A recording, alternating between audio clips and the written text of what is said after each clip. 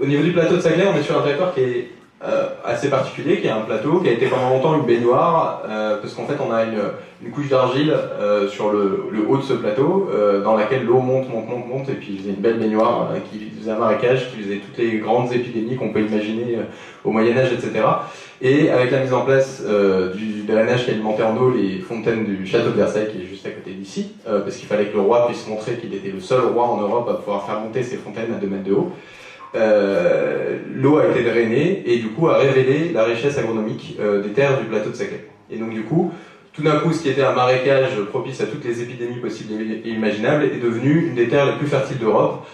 Aujourd'hui, même quand on a des grandes sécheresses où on a, dans le sud de l'Essonne, on a des rendements qui descendent de 40 à 60% sur le plateau de Saclay, ils font toujours aux alentours de 104 € à l'hectare. Pour ceux qui connaissent un peu les références agronomiques, c'est pas mal.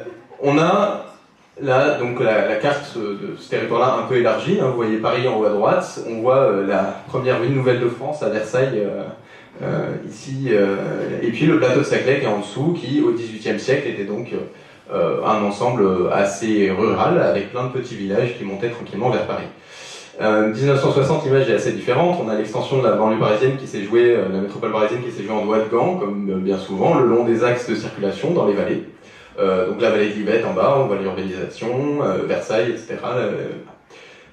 Quelques années plus tard, on a l'arrivée de la ville nouvelle de Saint-Quentin-en-Yvelines, sur votre gauche, la densification du coup de toute la vallée de l'Yvette, le pôle de Massy-Palaiseau, etc. en bas, et puis au milieu, on voit que sur le plateau de Saclay, le plateau de Manille-les-Hameaux, on garde un espace qui est principalement encore rural, avec cependant un ensemble de petites opérations d'urbanisme qui se sont jouées un peu au coup par coup, de manière un peu désordonnée. On sent bien, là, on voit que c'est pas très structuré, etc.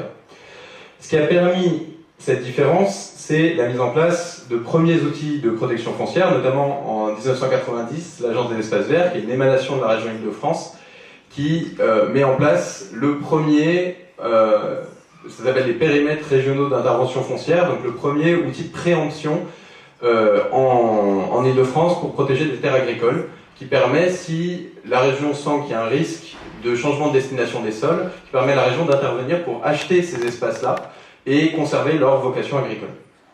Ce qui, en termes d'urbanisme, a aussi la conséquence d'avoir une maîtrise du prix du foncier, etc. pour les agriculteurs, ça a plusieurs implications assez positives. Ceci dit, la présence de cet outil-là, ça n'a pas empêché toutes les petites taches rouges qu'on a vues avant. Pourquoi ? Parce qu'on est à Saclay, et qu'à Saclay, vous avez la Ryder Cup cette année, nous aurions potentiellement pu avoir l'exposition universelle en 2025, nous avons le métro qui devait arriver en 2024, mais qui va arriver en 2027.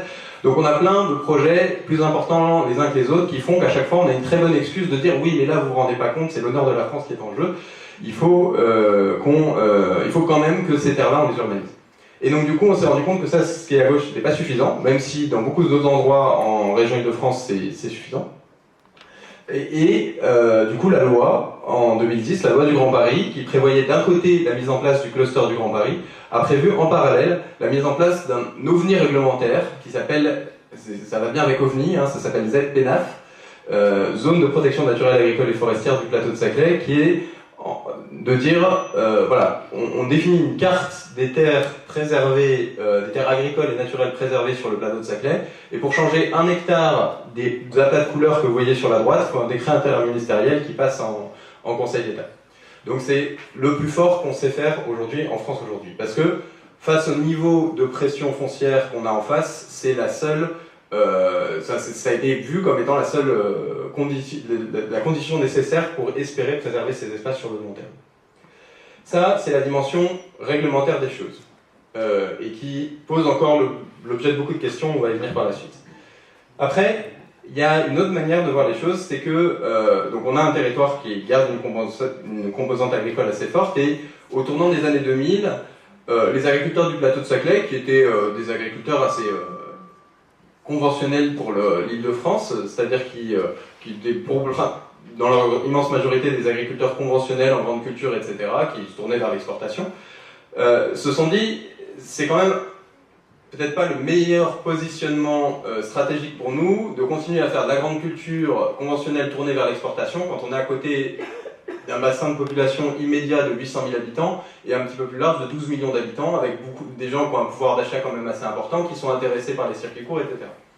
Et du coup, ces agriculteurs, au début des années 2000, se sont tournés vers la puissance publique, en l'occurrence la région à l'époque, en disant voilà, nous, on serait prêts à tenter des trucs. Aujourd'hui, on fait principalement de la céréale qui est tournée vers l'export, mais ou disons les marchés, pas forcément l'export, mais les marchés nationaux et internationaux, on serait prêt à tenter des trucs, mais si on y va, il faut quand même qu'on ait un minimum de visibilité sur ce qui va nous arriver dans les années à venir. Parce que la tendance en Ile-de-France, c'était que tous les 30 ans, les agriculteurs revendaient, avec l'argent, allaient s'installer plus loin et recommencer plus loin.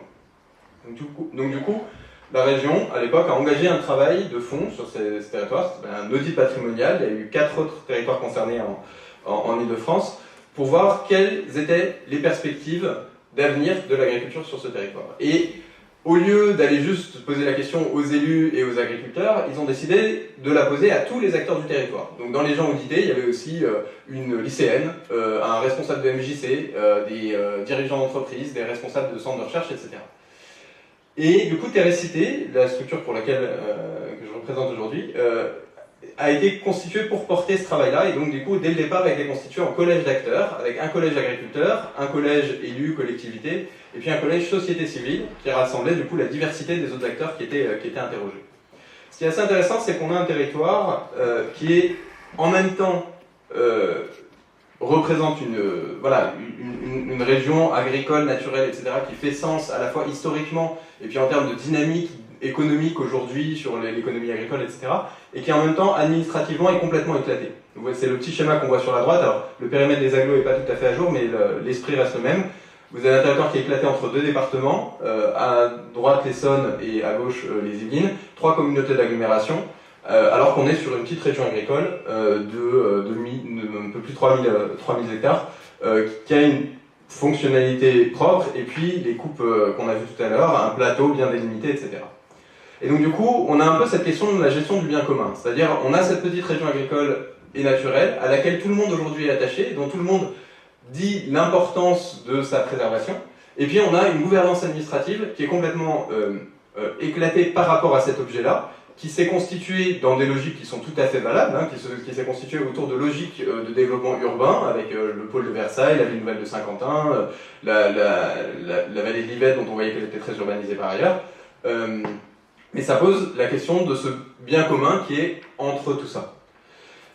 On n'est pas les seuls à se poser cette question-là, parce qu'aujourd'hui, en Ile-de-France, vous avez une dizaine de territoires agri-urbains, c'est comme ça qu'on s'appelle, voilà, qui sont répartis un petit peu tout autour de Paris, dans la première ou seconde couronne parisienne, et qui à chaque fois sont l'objet d'équilibres, de dynamiques un peu partagées entre ces différentes catégories d'acteurs, donc les élus, les agriculteurs et puis la société civile, dans une appréciation assez large.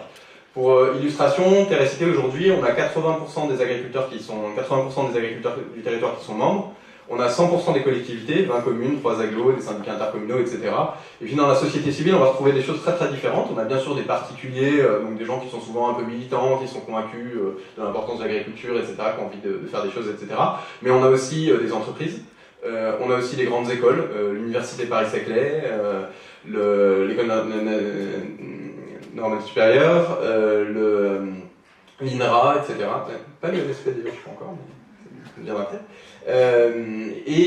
Voilà. Et après, on travaille avec un ensemble d'autres territoires qui sont voisins, et notamment ici la plaine de Versailles qui est juste à côté, et puis un petit peu plus au sud de chez nous, le triangle vert du Roi, justement pour harmoniser un petit peu la manière dont on travaille ensemble. Ce qui est intéressant, c'est que d'une situation qui était très classique pour l'Île-de-France au début des années 2000, avec une agriculture conventionnelle, céréalière qui exportait, etc., aujourd'hui, on a une image du territoire qui est très différente. On avait 0 hectare en agriculture biologique sur le plateau de Saclay en 2008, et aujourd'hui, on est 3 fois supérieur aux moyennes régionales en termes de nombre d'exploitations qui sont en agriculture biologique.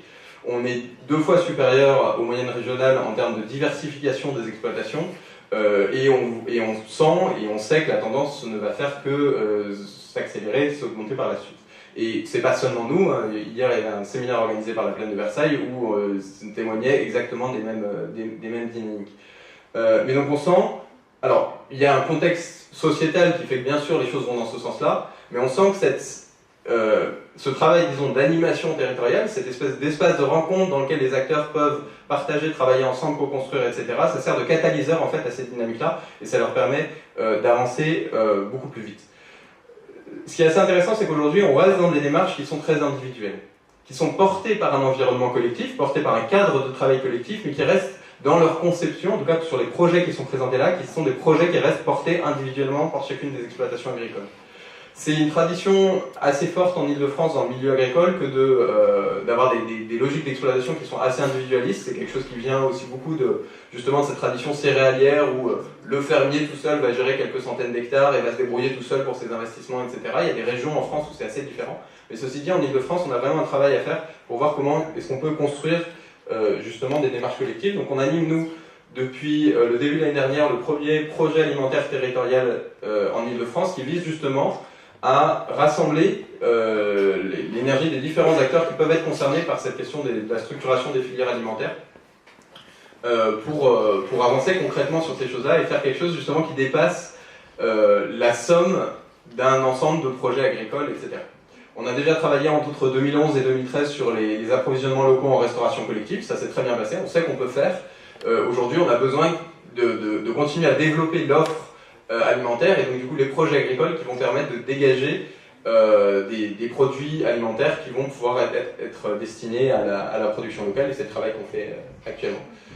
Ce qu'on trouve intéressant, c'est que grosso modo aujourd'hui vous avez 3 échelles de travail quand vous voulez travailler sur cette question de la relocalisation d'offres alimentaires. Vous avez l'aspect vraiment ultra local, ça c'est justement l'agriculteur qui s'installe, qui va, je sais pas, le petit maraîcher qui s'installe, et si on veut prendre le cliché dans son entièreté, on va prendre un petit maraîcher en agriculture biologique qui s'installe sur quelques hectares, qui se reconvertit d'ailleurs au milieu de sa vie, et qui va destiner sa production à des AMAP, etc. Donc ça marche très bien. En Ile-de-France, il y a la clientèle. Bon, il faut quand même qu'il soit accroché et qu'il ait du cœur à l'ouvrage, parce que ça marche très bien, mais ça lui demande de travailler 80 heures par semaine et de ne pas se payer grand-chose et de savoir faire plusieurs métiers à la fois. Mais s'il est prêt à faire ça, ça fonctionne quand même.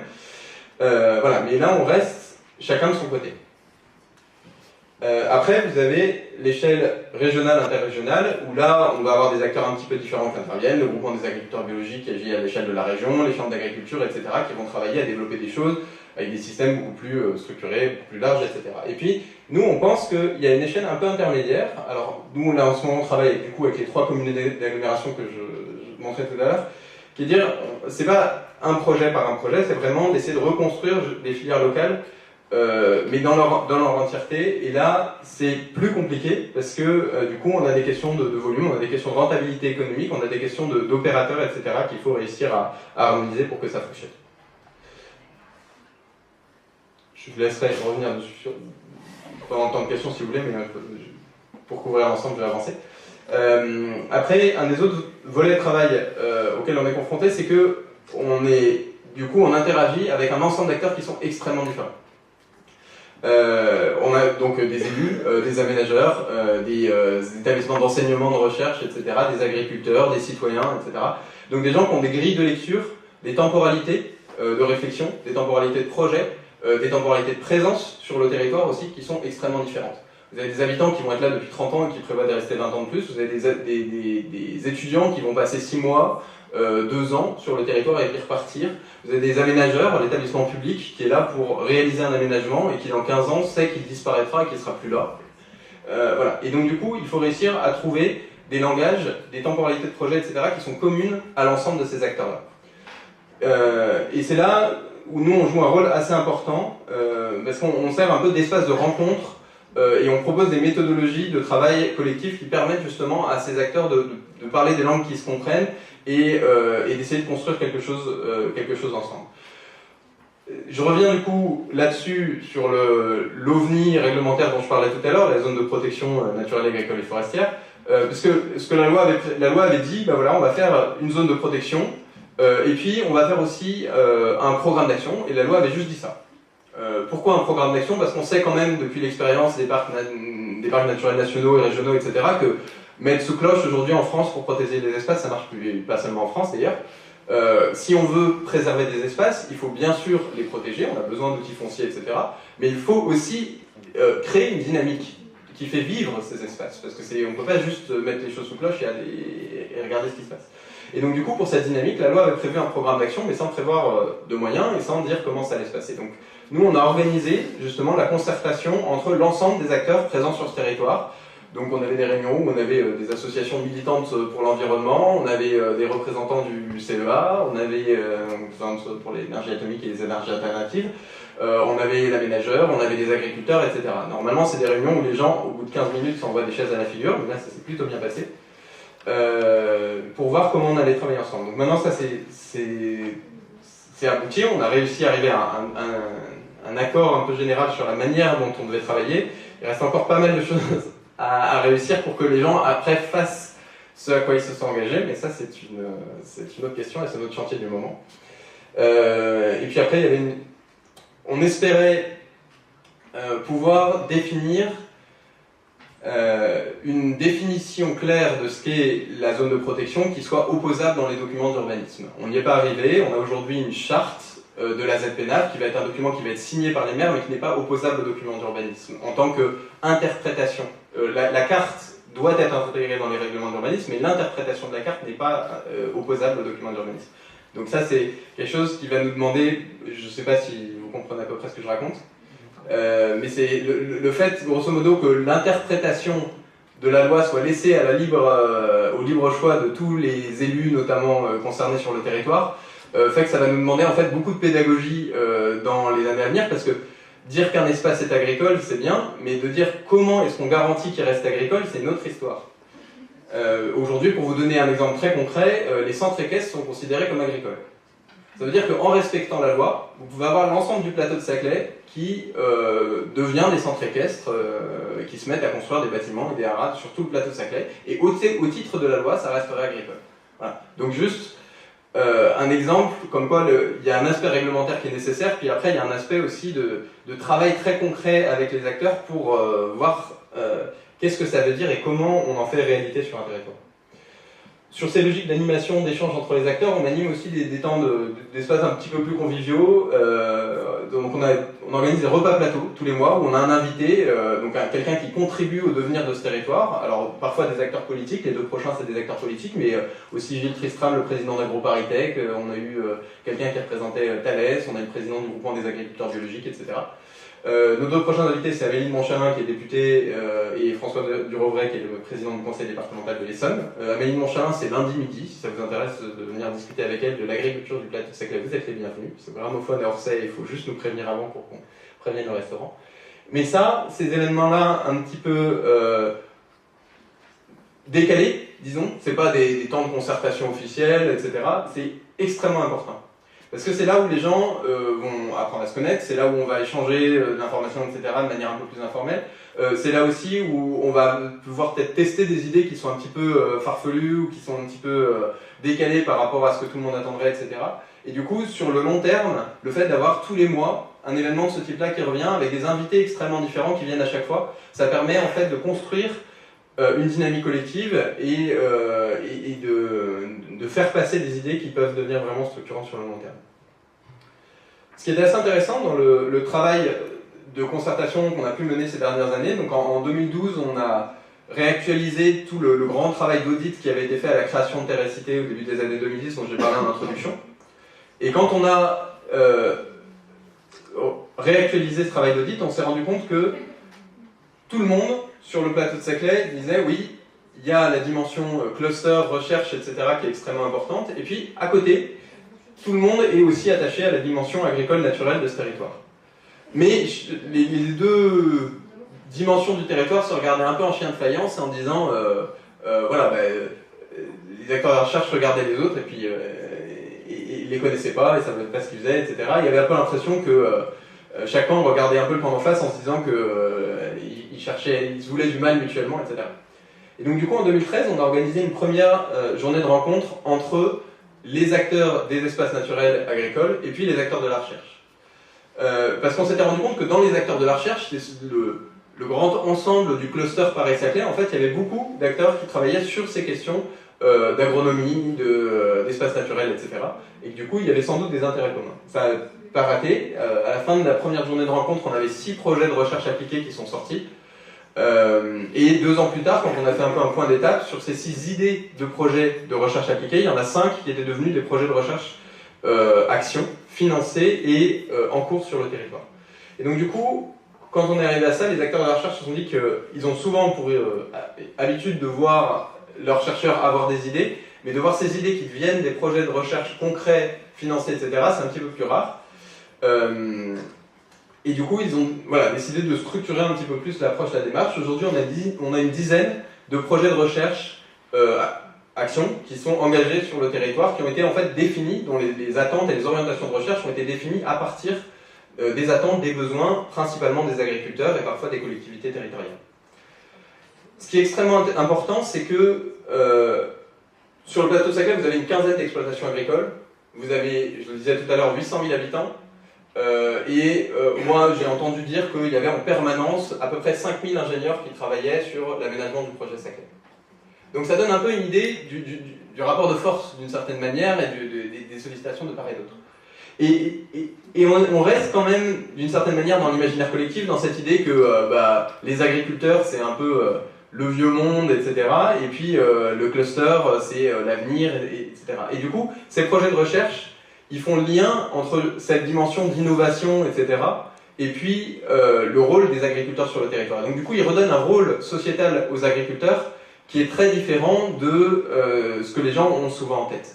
Et là, pour nous, c'est extrêmement important parce qu'on pense qu'une partie du problème de nos sociétés, etc., vient aussi de ces considérations-là aujourd'hui. C'est-à-dire que si les agriculteurs, il y a 100 ans, dans la société française, c'était eux qui tenaient la société. C'était eux qui étaient les gestionnaires de l'espace, la société était principalement rurale, c'était eux qui fournissaient les emplois, c'était eux qui créaient l'économie, c'était eux qui géraient l'aménagement de l'espace, c'était souvent eux d'ailleurs qui géraient le monde politique, en tout cas dans les espaces ruraux. Aujourd'hui, c'est beaucoup moins le cas. Et du coup, les agriculteurs, avec la politique agricole commune et tout ce qui s'en suivi, d'un rôle prédominant dans la société et l'aménagement de l'espace, sont devenus grosso modo des ouvriers créateurs de matières premières. Et c'est l'industrie agroalimentaire qui capte tout ce qui est après, et qui capte notamment toute la création de richesse qui est après. Et avec les dynamiques de diversification que j'ai exposées tout à l'heure, avec ce changement de position où ils deviennent plus défenseurs d'un vieux monde qui est en train de disparaître, mais ils deviennent créateurs de solutions qui vont nous permettre de trouver des équilibres différents, des équilibres sociétaux différents demain, on change complètement leur positionnement sur le territoire, et eux aussi, on leur donne confiance dans le rôle qu'ils peuvent jouer sur le territoire et dans la place qu'ils ont à jouer. Et du coup, sur la question du rapport de force, on n'est plus à 15 exploitants contre 800 000 habitants et contre 5 000 ingénieurs qui travaillent contre eux. On change un peu les choses et on dit que eux deviennent une source de solution pour l'ensemble de ces acteurs-là qui ont besoin d'eux pour leur avenir. C'est sur cette base un peu de réflexion qu'on s'est dit que c'était très important de trouver un cadre commun pour trouver une cohérence, disons, entre les différents projets de recherche justement qui étaient en train d'émerger. C'est super de travailler avec des chercheurs, mais dès que vous avez 3 chercheurs différents, vous avez 3 sujets différents et ils creusent chacun leur petit tunnel de leur côté. Et puis, si vous les laissez faire trop longtemps sans les amener à se parler entre eux, à la fin vous êtes sûr que vous ne pouvez plus rien récupérer, que vous avez 3 galeries qui partent dans 3 belles directions bien différentes et qu'après c'est fini. Donc on s'est dit que c'était très important, aussi vite que possible, d'essayer de définir un cadre commun sans renier le fait qu'il y ait besoin d'aller dans des choses assez approfondies pour que justement ça ait du sens en termes de recherche, mais aussi de créer un cadre commun qui permet que les choses se parlent entre elles et soient cohérentes entre elles. Et donc du coup, en mai 2016, on a organisé une semaine qu'on appelait les ateliers de Saclay, où on a réuni une quarantaine de ces chercheurs pendant une semaine pour les amener à formaliser de manière un peu globale le fonctionnement justement d'ensemble de l'agro-hydro-écosystème du plateau de Saclay et de Cévennes. Il y avait d'ailleurs Sabine Barle, que vous voyez au milieu, qui était là ce matin, à qui on a fait appel justement parce qu'on était assez convaincus que cette logique d'écologie territoriale, qui est née de l'écologie industrielle, qui est née des conçus en Suisse, etc., c'était un cas d'étude qui nous semblait vraiment pertinent justement pour pouvoir rassembler des champs de spécialités scientifiques assez différents et les amener à discuter ensemble. Donc on a rassemblé, il y avait cette communauté de chercheurs et puis après on a organisé une mise en discussion, une mise en contact avec les autres acteurs locaux, les agriculteurs, les collectivités territoriales, les représentants institutionnels, sociétés civiles, les associations, etc. Il y a un post-doctorant de l'INRA qui, en amont de ce travail-là, a fait un travail de métabolisme sur le territorial. Donc là, vous avez les flux d'azote sur le plateau de Saclay, tels qu'ils étaient du coup il y a 2 ans, enfin en estimation, hein, bien sûr, il ne faut pas prendre les chiffres de manière trop précise, mais ça donne quand même une idée du fonctionnement. Donc, grosso modo, vous voyez les flux d'azote qui sont liés à la dimension agricole du territoire, qui est plus à gauche en haut là. Vous avez les flux d'azote qui sont à l'intermédiaire des espaces naturels et des espaces agricoles avec une plateforme de compostage qui est en bas. Et puis vous avez tous les flux d'azote qui sont liés à la dynamique urbaine à droite. Et est-ce que vous pouvez me dire si, de première lecture, qu'est-ce que vous pouvez constater de ces tableaux?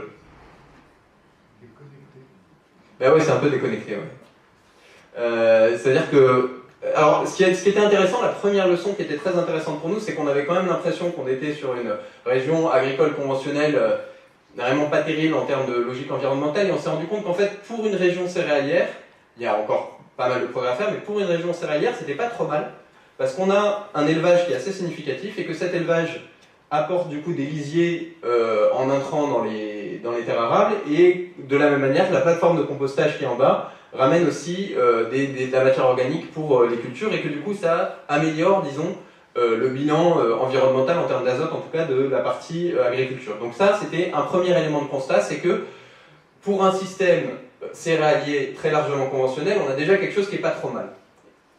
Le deuxième constat, c'est que sur le reste, c'est complètement déconnecté. C'est-à-dire que la partie agricole et naturelle, il n'y a aucun lien avec la partie urbaine du territoire. Le seul pauvre petit trait qui se balade entre les deux, alors c'est l'élevage et ce qui sort des terres arables, c'est la question de l'alimentation. Donc si vous avez les produits locaux, les quelques produits locaux qui sont disponibles sur le territoire, qui sont importants en termes de nombre de produits, mais en termes de volume, on voit que c'est quasiment insignifiant aujourd'hui. Et du coup, les chercheurs, à partir des échanges qu'ils ont eus avec l'ensemble des acteurs locaux, se sont mis à imaginer des trajectoires possibles par rapport au devenir du territoire. Donc là, je vais vous les présenter. Faut savoir, ils ont pas voulu les appeler scénarios parce qu'ils disaient c'est pas des scénarios scientifiques. On a senti ce que nous disaient les acteurs, on a vu un peu la réalité du territoire pendant une semaine, etc. Et à partir de ça, on a essayé de sentir quelles pouvaient être les trajectoires possibles d'évolution du territoire. Puis après, on les a poussées à l'extrême, avec l'idée de ne pas forcément faire un scénario réaliste, mais justement de faire réagir les acteurs et de tester un peu la pertinence et la possibilité de ces scénarios. Donc il y avait un premier scénario qui était autonomie et synergie rurale et urbaine. L'idée c'était de dire on reboucle les flux au maximum, on fait tout ce qu'on peut imaginer en termes d'agriculture locale, d'agriculture urbaine, de recyclage de la matière organique, etc. Et ce scénario-là, à partir du schéma de flux initial, il amène un fonctionnement, il pourrait amener un changement de fonctionnement en termes de flux d'azote sur le territoire qui est assez significatif. Est-ce que, à partir des deux, vous sauriez me dire quelles sont les évolutions de flux majeures que, je ne sais pas si ça ne doit pas être forcément très lisible du front de la salle, honnêtement. Est-ce que vous avez une idée de quels peuvent être les bouclages de flux qui changent dans un scénario comme ça?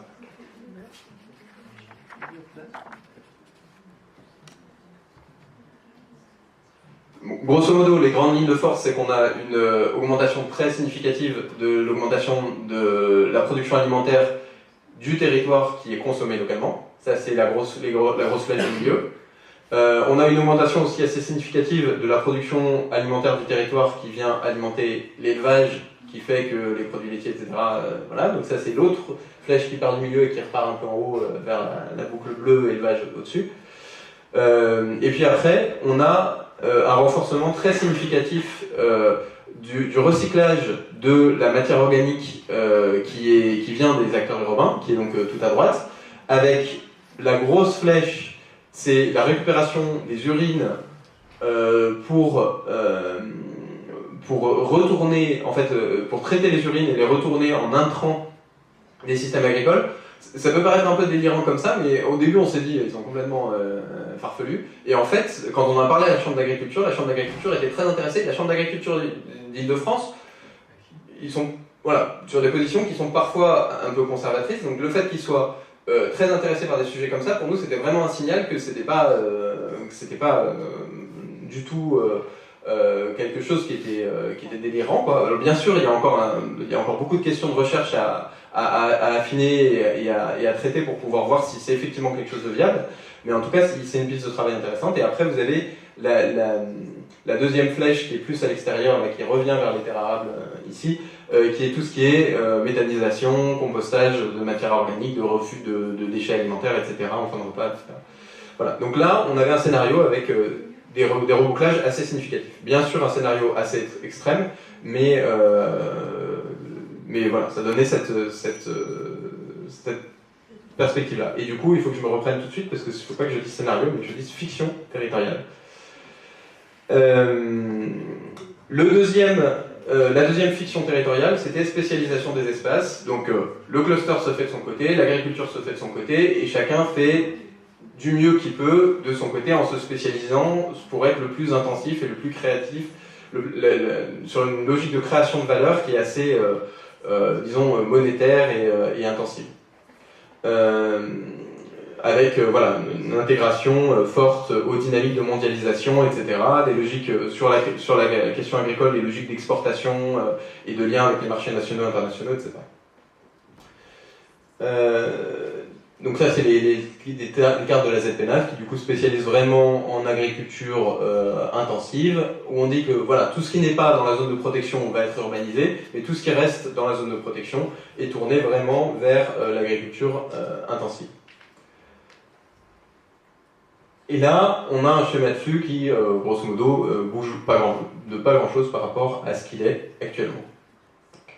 Avec des impacts sur l'environnement qui sont assez forts sur certains sujets, et après aussi des choses qui, de manière surprenante, créent aussi des impacts environnementaux positifs. On a par exemple une diminution des émissions de méthane, parce qu'on n'a plus d'élevage sur le territoire, etc. Enfin, ça c'est juste pour dire que des fois, il y a aussi des choses un petit peu contre-intuitives quand on travaille sur ces questions-là, mais voilà, c'est pas forcément que les approches quantitatives qui sont intéressantes. La troisième fiction territoriale, c'est un parc scientifique et réactif.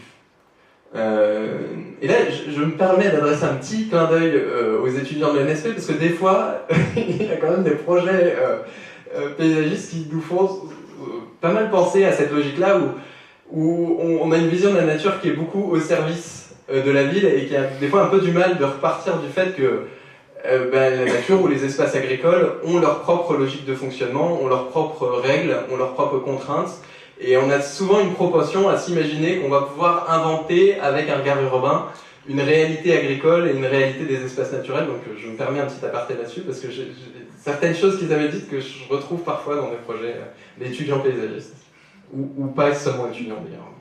Voilà. C'est pas toujours le cas, hein. Il y a aussi des paysagistes qui font vraiment attention justement à faire l'effort de changer de regard. Ce qui est intéressant là-dedans, c'est qu'en fait, on peut se dire, oui, bon, c'est un peu tiré par les cheveux, sauf qu'en fait, ça, c'est le scénario qui a cristallisé le plus d'angoisse quand ça a été présenté aux acteurs locaux, parce qu'en fait, il y a beaucoup d'acteurs locaux qui ont le sentiment que c'est un peu la manière dont les choses pourraient évoluer. Dans le sens où on est encore beaucoup aujourd'hui dans ce fait de dire il y a d'un côté le cluster sur le plateau de Saclay, de l'autre les espaces naturels et les espaces agricoles, et souvent quand les acteurs du cluster parlent des espaces agricoles et des espaces naturels, c'est soit pour dire c'est à côté ça ne nous concerne pas, soit pour dire ça doit nous apporter quelque chose. Mais sans vraiment toujours se poser la question de se dire qu'est-ce que nous, on peut faire dans la mise en place de nos aménagements, dans la manière dont on envisage l'espace sur le long terme, pour qu'en fait ces deux choses coexistent vraiment ensemble. Et du coup, en fait, on arrive à ce scénario-là où, grosso modo, les agriculteurs deviennent un peu des animaux dans un zoo de qui soit on s'occupe pas parce qu'on est occupé à faire nos trucs de notre côté, soit on va visiter le dimanche et puis on va leur faire coucou par le chemin en étant content de les voir sur un tracteur, mais sans vraiment prendre en compte la réalité de ce qu'ils font, etc. Et là, on était aussi sur un scénario, donc là vous avez la version avant et la scénario après, où on pourrait se dire, voilà, si on prend en compte les espaces naturels du territoire, qu'on les valorise, qu'on les rend accessibles aux urbains, etc., c'est qu'on a une vraie intégration de la nature et de la ville dans le projet, etc. En fait, en termes de flux, ça change vraiment, en tout cas, en termes de flux dans les évaluations qui ont été faites, ça changeait quasiment rien. Il y a un petit peu, il y avait l'idée de recycler un petit peu de matière organique, etc., mais ça changeait quasiment rien. Et du coup, dans cette logique vraiment qu'on essaye de pousser pour nous vraiment d'arriver à quelque chose qui intègre ces deux dimensions directoires, qui les conçoivent ensemble, on restait sur des approches qui n'avaient pas beaucoup d'impact. Ce qui nous rassure, c'est que aujourd'hui, on a un ensemble de signaux qui nous montrent qu'il y a de plus en plus de gens qui sont intéressés pour justement essayer de faire émerger des choses qui vont créer ces liens. Et des choses assez concrètes qui s'est passé, c'est qu'il y a un an, on a du coup Valérie Masson-Delmotte, qui est vice-présidente du GIEC au niveau international, qui est basée sur le plateau Saclay avec le groupe du travail du GIEC français, qui nous a sollicité, Interrécité, pour réaliser leur compensation carbone sur le territoire. Jusque maintenant, le GIEC, ce groupe de travail en tout cas, rachetait des crédits carbone sur des plateformes en ligne pour des projets qui vont développer des choses voilà, dans des pays émergents, etc., avec des projets carbone. Et là, ils nous ont demandé d'essayer de travailler à des projets de compensation carbone sur le territoire avec les agriculteurs locaux, en se disant que c'était à eux de montrer justement l'exemple en termes d'exemplarité environnementale.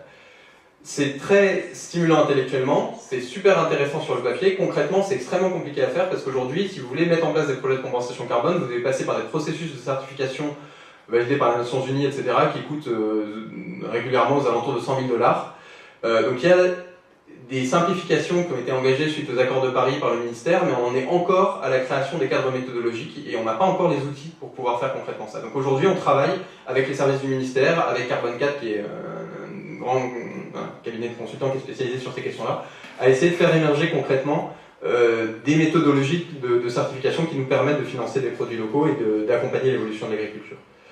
Tout le monde sur le plateau de Saclay parle sans arrêt de la Silicon Valley.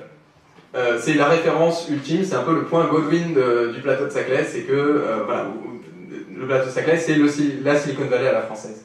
Et ce qui est très intéressant, c'est que dans l'imaginaire collectif, quand on parle de la Silicon Valley, on voit beaucoup les sièges des GAFA, on voit les autoroutes, la fameuse autoroute à 6 voies qui relie tout ça à San Francisco aux États-Unis. Donc, moi je suis allé visiter la Silicon Valley l'année dernière, et en fait, ce qui est très intéressant, c'est que les gens dans la Silicon Valley, ils ne parlent pas forcément de ça.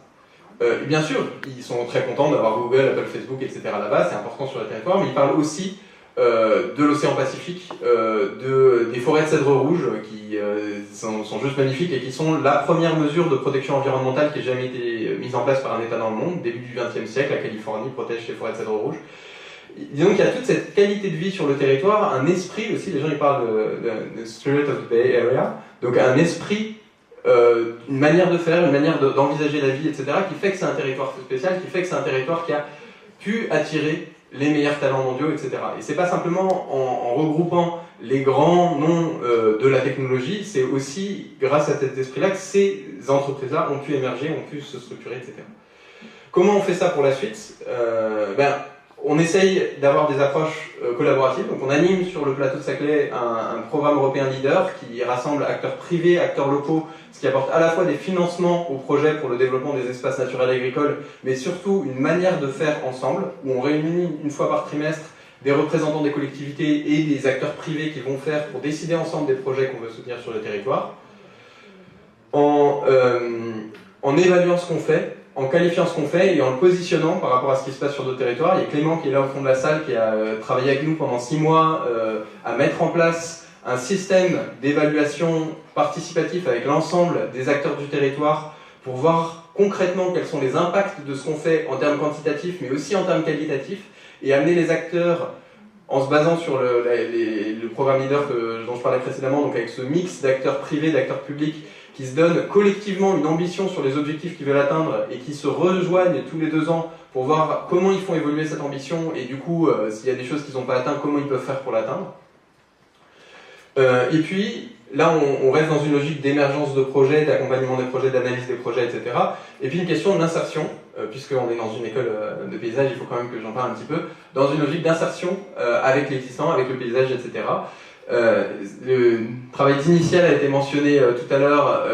Il travaille en ce moment sur le plateau de Saclay, sur les commandes du CAE de l'Essonne, à dégager les grandes valeurs paysagères de ce territoire. C'est un projet qui est justement financé par le programme LEADER, avec l'idée que quand on aura dégagé justement ces grandes valeurs paysagères, on va pouvoir dégager des grandes règles de ce principe sur la manière dont on intègre tout ça concrètement quand des projets arrivent sur le territoire. Parce qu'il s'agit de faire, et il s'agit de faire vite, mais il s'agit de faire vite, pas n'importe comment non plus. Et puis après, il y a aussi toute la question de la mobilisation des collectivités territoriales. Il y a un autre projet qui est présenté à Leader actuellement par la Fabrique du Lieu, qui n'est pas encore complètement validé, mais qui vise justement à mobiliser l'énergie des différents acteurs locaux, etc., pour voir comment est-ce qu'on peut mobiliser les énergies pour construire ces projets ensemble sur le plateau sacré. Aurélie m'a mis un petit signe qui... J'avais 2 minutes, il y a au moins 5 minutes, donc je vais m'arrêter là, mais voilà. Très bien, merci beaucoup. C'est très très intéressant d'avoir ces fictions là, pour arriver à se projeter sur les perspectives, et c'est totalement dans le sujet du métabolisme. C'est vraiment extrêmement intéressant comme expérience. Moi, j'ai une question. J'ai trouvé très intéressant là, mais parce que j'ai peut-être loupé une marche dans l'exposé. Vous avez eu à un moment la demande par la première vice-présidente du GIEC de relocaliser quelque part les compensations carbone in situ. Je trouve ça vraiment extrêmement intéressant parce que de fait, ça renvoie à ce qu'on évoquait ce matin sur la question de la dématérialisation. De fait, la compensation carbone, elle fonctionne sur des marchés mondiaux, par des plateformes Internet, etc. Et donc elle est dématérialisée. Relocaliser, c'est rematérialiser quelque part d'une manière ou d'une autre. Mais vous avez pu travailler là-dessus. Alors, tu as dit que c'était compliqué, difficile, parce que le système n'est pas fait pour ça. Ça coûte cher de modifier les règles du jeu, si j'ai bien compris. Mais vous avez pu aller plus loin là-dessus. Mais on est en train. Donc on a quelqu'un chez nous qui travaille sur ces questions-là. Ce qui est très intéressant, c'est que suite aux accords de Paris, le gouvernement français s'est dit il faut qu'on simplifie les règles pour que ce soit plus facile et plus efficace de faire. Et là, on se retrouve pour moi clairement dans le paradoxe. Oui, il y a des choses qui sont en place, il y a beaucoup de gens qui travaillent sur ces questions-là, mais en même temps, on reste... et en même temps, c'est normal qu'on soit dans des logiques scientifiques où on cherche à tout prouver, à tout calibrer, etc. Mais les accords de Paris, ça fait plus de 2 ans maintenant, et on en est encore à discuter de l'application des méthodologies. Et du coup, oui, il faut le faire, parce qu'il faut qu'on ait des choses effectivement qui soient très carrées, où on soit sûr de ce qu'on fait, où on soit sûr qu'on double compte pas les émissions, etc. Mais quand on est arrivé en disant voilà, il faut pouvoir faire au niveau des territoires, parce qu'aujourd'hui, si on a des acteurs locaux, des élus locaux, etc., qui veulent s'emparer des objectifs des accords de Paris et qui veulent se dire bah, moi, à mon échelle, j'ai envie de faire quelque chose qui puisse contribuer à ça, ils peuvent pas faire. Ils peuvent pas faire parce que les processus de certification ne leur proposent pas. Et le ministère, du coup, avait initié sa démarche qu'ils appellent bas carbone, il y a un référentiel qui est sorti, etc., pour faire sortir des méthodologies simplifiées. Et dans les méthodologies simplifiées sur lesquelles on travaille aujourd'hui en France, on reste dans des logiques en fait de filière. Il y a l'Institut de l'élevage qui fait un travail qui est excellent, ceci dit par ailleurs, mais qui va s'appuyer sur le logiciel qu'ils ont déployé auprès des 15 000 exploitations françaises, et ils vont intégrer la dimension carbone là-dedans. Pourquoi ? Parce que si on veut réussir à avoir... En fait, quand vous travaillez sur les méthodologies de compensation carbone, vous êtes obligé de travailler en logique de boîte. Vous analysez une boîte, un système, comme quand on fait en écologie territoriale, et on rejoint très clairement les logiques d'écologie territoriale, c'est vous analysez une boîte, et vous vérifiez que par ce que vous êtes en train de mettre en face, vous changez la manière dont votre boîte fonctionne. Le problème, c'est que pour pouvoir faire ça, il faut maîtriser précisément ce qui rentre dans la boîte et ce qui en sort. Et du coup, le faire au niveau d'un territoire, c'est extrêmement compliqué. Voilà, et donc du coup, par des soucis de simplification, de faisabilité, on en revient en fait à des systèmes, alors industriels ou pas industriels, mais qui sont bien identifiés, etc., mais qui du coup sont très systématisés et sont en fait déconnectés de la réalité du vivant des territoires. Et donc là, nous on essaye de travailler sur des simplifications, de travailler sur quelques objets sur lesquels qu'on arriverait à identifier plus précisément. On s'appuie aussi sur les travaux d'autres projets qui sont en cours sur les plantations de haies par exemple, etc., pour voir comment on pourrait proposer grosso modo une palette de solutions à un certain nombre d'exploitants agricoles dans lesquels ils pourraient piocher en fonction de leur projet, donc quelque chose qui soit déjà un petit peu moins systématique, etc., et sur lesquels on ait un minimum de base scientifique pour pouvoir dire oui, en appliquant des marges d'erreur, etc., on sait que grosso modo ça va être plutôt positif sur les impacts carbone, donc on s'autorise à créer des crédits carbone. Voilà, en même temps c'est extrêmement intéressant et on est très content de faire ce travail-là. En même temps, on est assez surpris. Là, on discute en ce moment directement avec le ministère, l'ADEME, l'I4C, enfin les gens qui gèrent ces questions-là en France. Et personne n'avait cherché à travailler sur ces questions territorialisées jusque maintenant. Tous les projets qui sont en cours aujourd'hui sont des projets qui travaillent sur des logiques de filière, parce que d'un point de vue de la certification, etc., c'est juste en fait pas vraiment gérable de faire autrement. Et c'est en effet un vrai défi, c'est ce qu'on ressent nous quand on travaille avec Damien à Grande-Synthe ou avec la ville de Paris, le fait de ramener à un territoire et de traduire en termes de surface la ventilation de l'empreinte du territoire et ce que ça représente en énergie grise et en satisfaction de l'ensemble des besoins pour arriver à la neutralité carbone, ça focalise les attentions. C'est incroyable le prisme que ça change. Là, très franchement, moi, si je dois être honnête sur ces questions-là, je pense qu'il faut qu'on arrête de se dire qu'on y arrivera par ces systèmes-là seulement. C'est juste pas possible, en fait. C'est le temps qu'on arrive à mettre en place des choses qui soient satisfaisantes et on n'arrivera jamais à tout mesurer, c'est pas ça qui va permettre que ça marche. Et donc, du coup, voilà, il faut continuer à travailler sur ces voies-là, parce que ça permet de faire de la pédagogie et ça permettra quand même sans doute de financer des projets, etc. Mais voilà, il y a un gap dont on ne sait pas traiter en fait.